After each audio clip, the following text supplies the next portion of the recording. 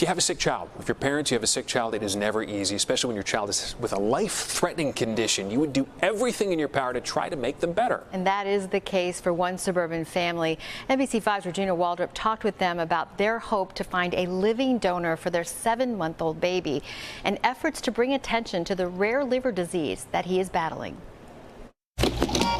He had the baby and everything went fine, and then we came home and he was just struggling to gain weight. We weren't really pinpointing anything, and then finally we got some lab work right before Christmas. He has a disease called biliary atresia. My hardest day was, one, the initial diagnosis. There we go.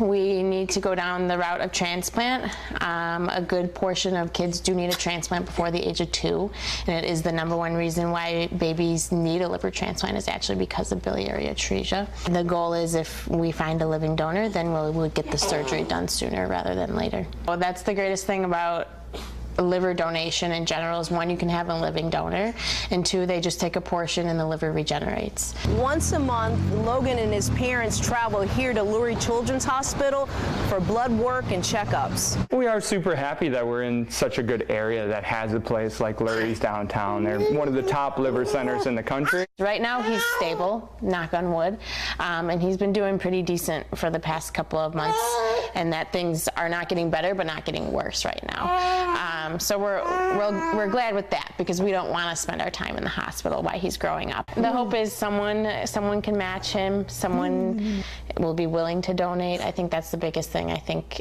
it's scary. There's a lot of pressure. It's just a portion, and it doesn't really have any kind of effect, and it will regenerate. I'm just really hoping that, he grows up to be as healthy as humanly possible. This week, the Secretary of State's office launched a public awareness campaign to try and get more people to become organ donors. And you can find those ads on TV and also social media. And for ways to help Logan, just head to our website, NBCChicago.com. I'm Regina Waldroup, NBC5 News.